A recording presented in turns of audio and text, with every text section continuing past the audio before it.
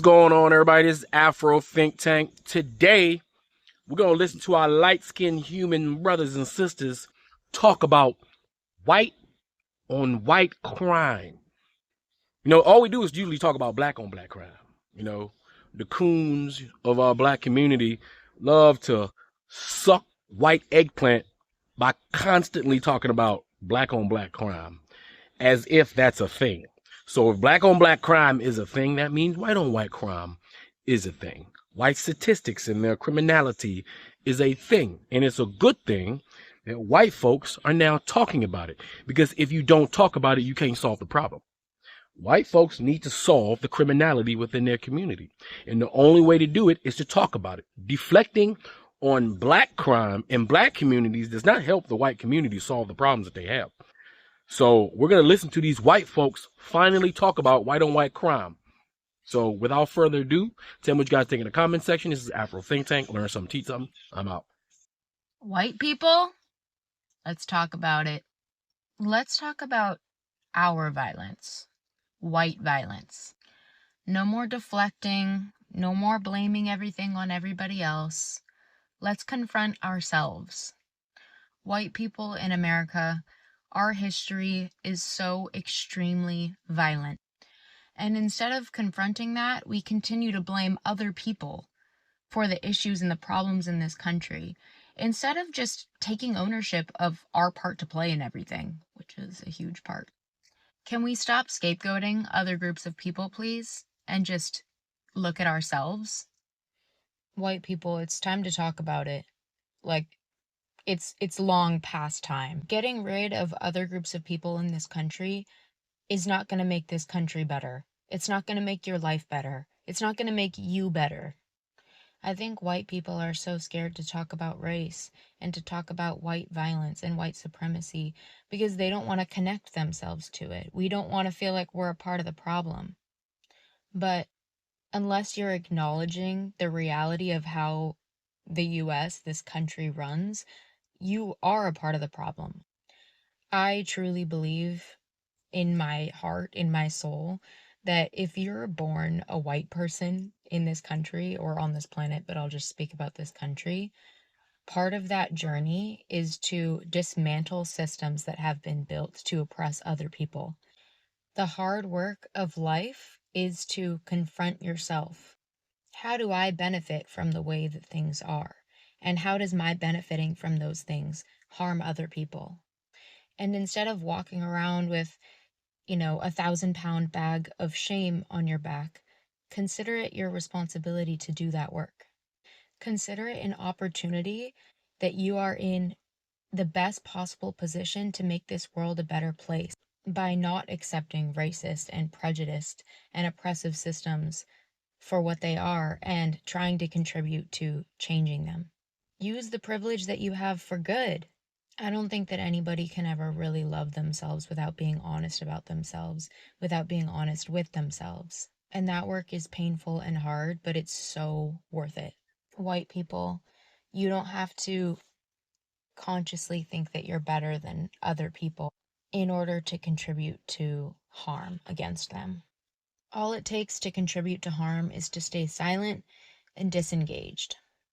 White people, can we finally get this shit right? Can we finally take accountability? Can we finally look ourselves in the mirror and decide that this isn't good enough? We're not doing a good enough job. You aren't losing because somebody else is safe and cared for. You aren't losing because somebody different than you exists. White people, let's talk about it. Let's start having these conversations with ourselves and with each other. It's time. We use words, they use bullets. This is the man who shot Charlie Kirk. This is the man who shot Trump.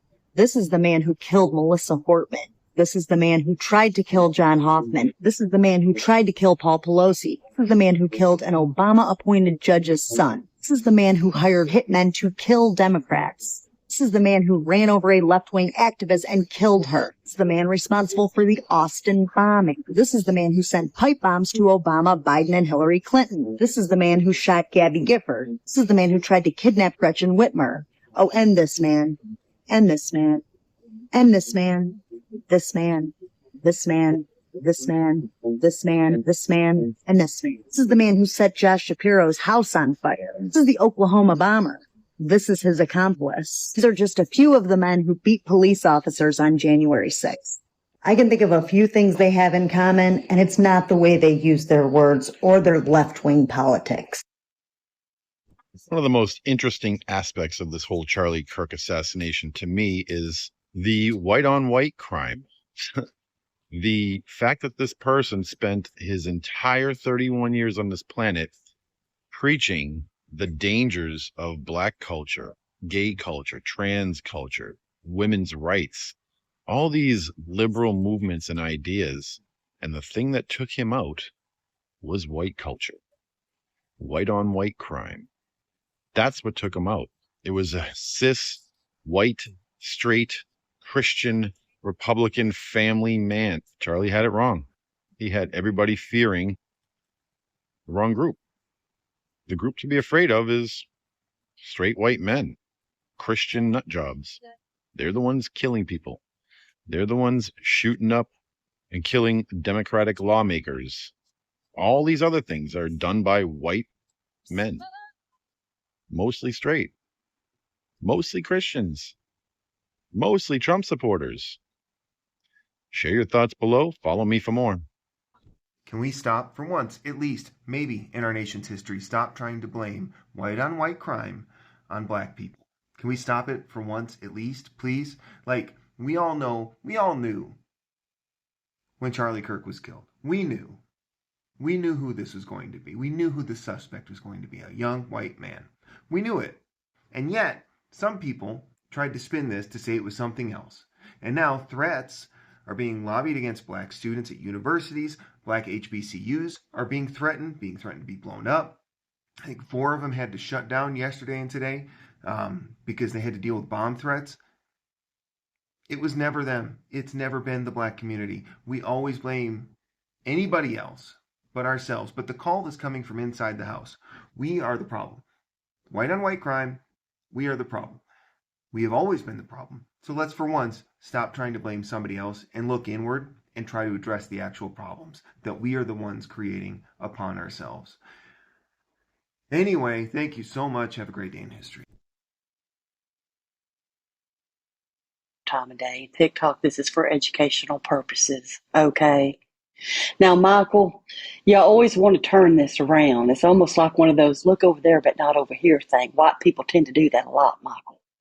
Now, let's talk about this. The demonstration. Where's the demonstration for Black on Black crimes?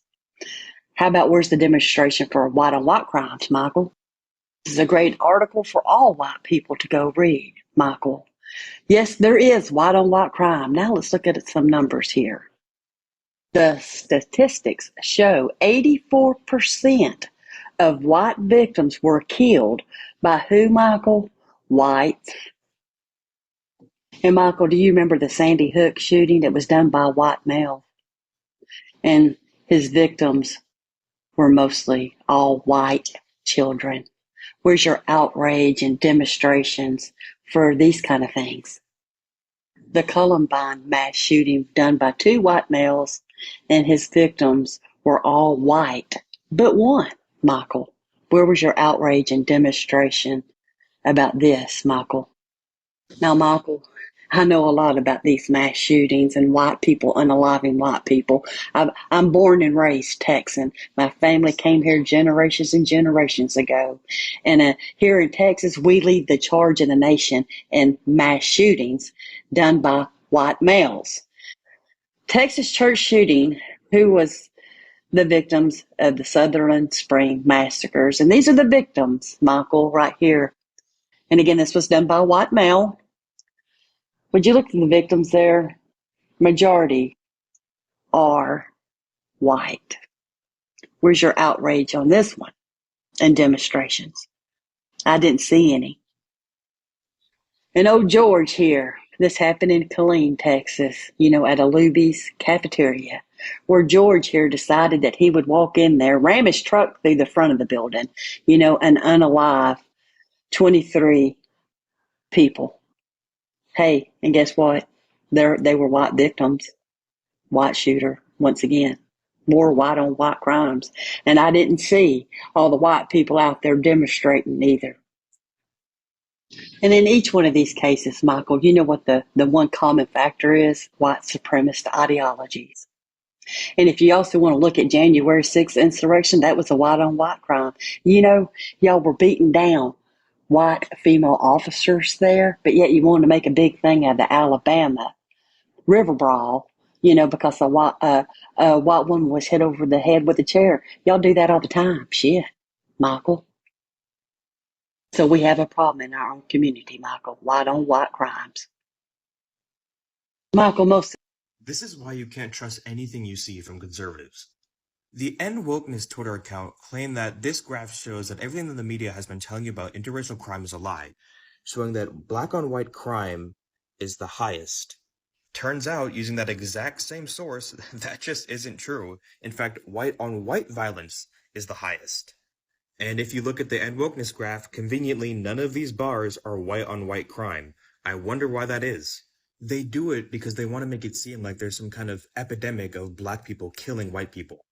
And for those who say, well, this one is per capita and this one isn't, well, I did the math for you. Not only does white on white crime eclipse black on white crime crime dwarfs black on white crime. And if we look at the same data that End Wokeness graph uses, we can see that the offenders on white crime are 62% of the time white and only 15% of the time black. That's why you always need to check when someone presents data, especially with conservatives, because they're just trying to push their own agenda.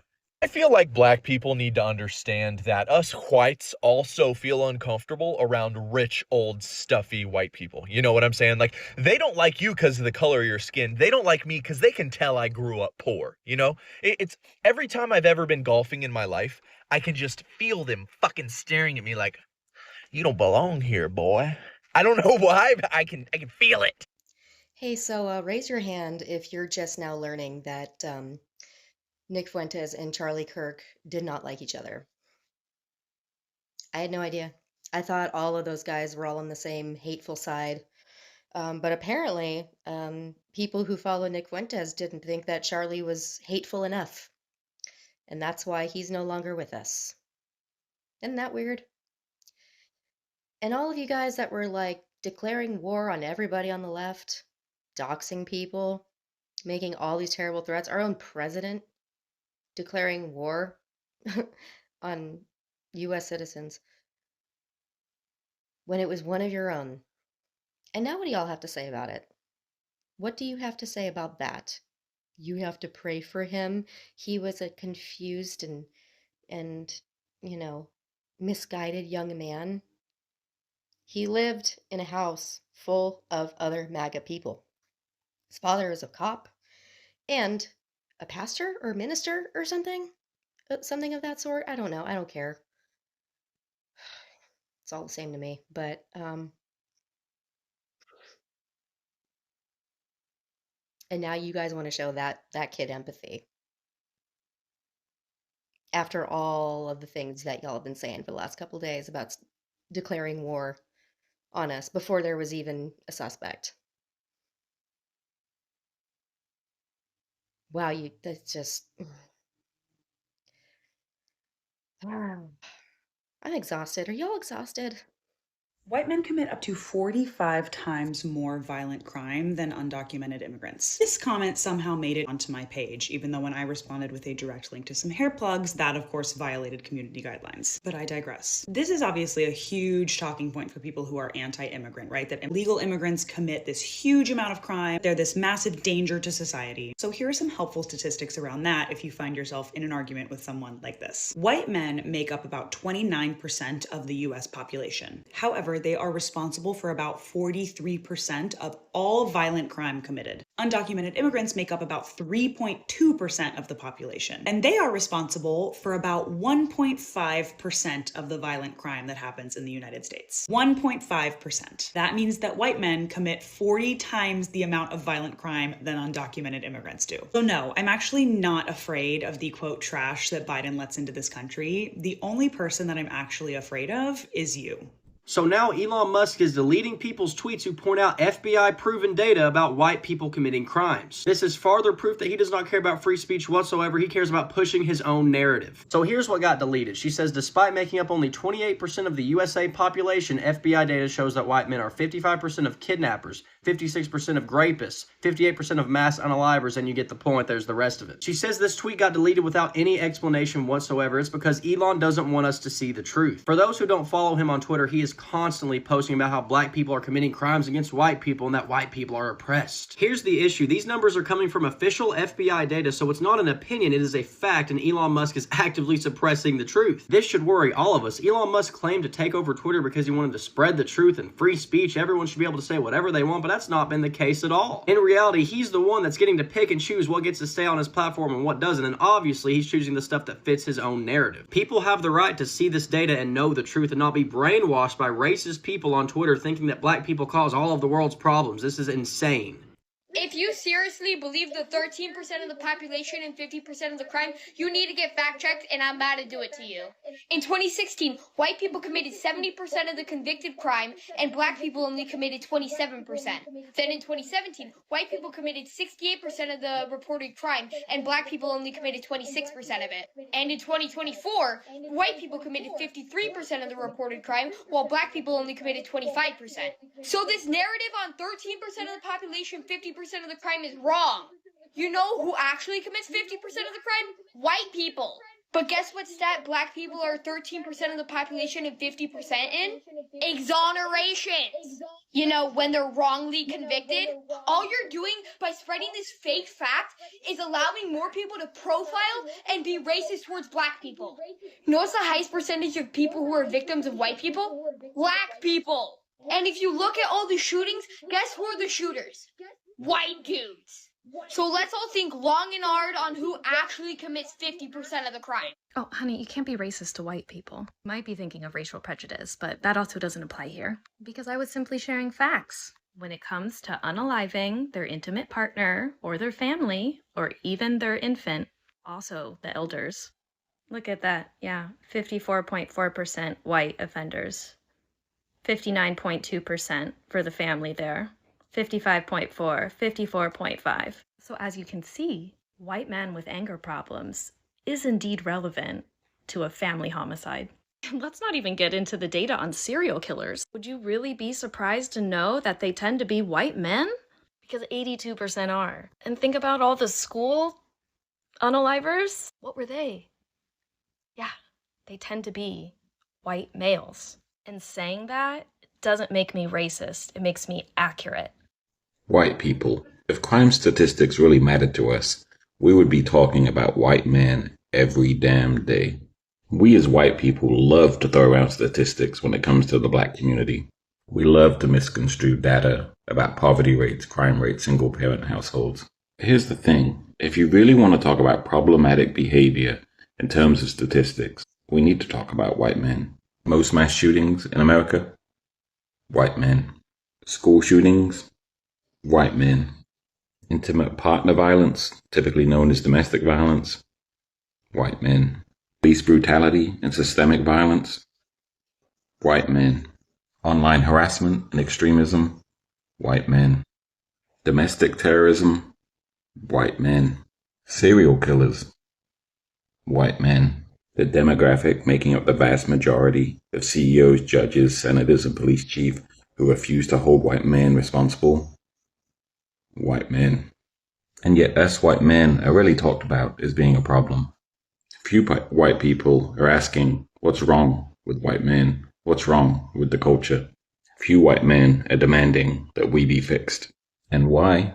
Because we as white men humanize and individualize white violent offenders.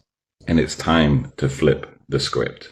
To shame and blame, because I know white males are incredibly fragile when it comes to that, but instead to name what's really going on and who continues to be protected and not held accountable because of selective storytelling. I hope this helps. Hey there. As you might imagine, I've received a hell of a lot of pushback on my recent posts about child SA, but almost all of it hangs on a report from the so-called Center for Migration Control by one Robert Bates, a man so steeped in the hard right ecosystem and, surprisingly, a campaigner for Reform UK. You'll have seen the claims.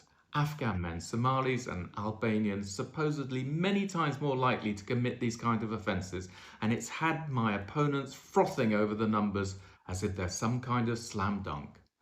Bates filed a Freedom of Information request to a handful of local authorities. He cherry-picked the responses and then span these scraps into sweeping claims about migrants as sexual predators. No peer review, no proper context, and a thunderingly dishonest dose of statistical sleight of hand.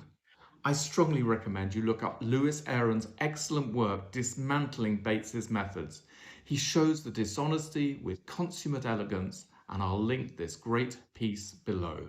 Yet as ever, the right-wing press and GB News have lapped it up, they've amplified it, and they've applied not a single modicum of scrutiny. I refer now to the most complete national dataset ever assembled on child SA, the 2025 CSA Centre report. It covers every recorded case in England and Wales where offender ethnicity was logged. I've captioned the figures above, and they show conclusively that white offenders are responsible for the overwhelming majority of cases. And more importantly, white men are the only group overrepresented per capita. Every other group is either proportionate or underrepresented. And yes, some cases don't log ethnicity, but when it's missed, it's usually white offenders who go unrecorded, which means the true figure for white offenders is almost certainly higher. So when people quote the dodgy dossier from Bates, they're not quoting the truth. They're repeating a distortion designed to stigmatize minorities and fuel hard right narrative that is incredibly dangerous to our social cohesion.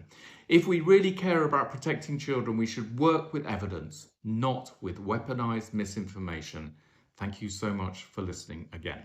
When someone from a white nationalist group is taken out by someone from a different white nationalist group, that could actually be called gang violence. Free Sudan! Boycott diamonds and gold! Free Sudan! Boycott diamonds and gold! We most definitely cannot forget about the people of Sudan. Wait. Before you go, for all my subscribers and philanthropists out there, I'm building a solar power community water bowl system in Nigeria. It's going to cost between $5,000 and $6,000. I'm trying to raise money. If you want to participate and help me build this solar power water system, please donate to the Cash App and put solar water in the notes. Solar water in the notes. I'll put PayPal, Stripe, and Zelle. Anyway, thank you. That's all I got to say. It's Afro Think Tank. Learn something, teach them. I'm out. Thanks for watching Afro Think Tank. Don't forget to like, share, and subscribe. And follow me on Substack and Patreon for more content. Remember, it's Pan-Africanism or nothing.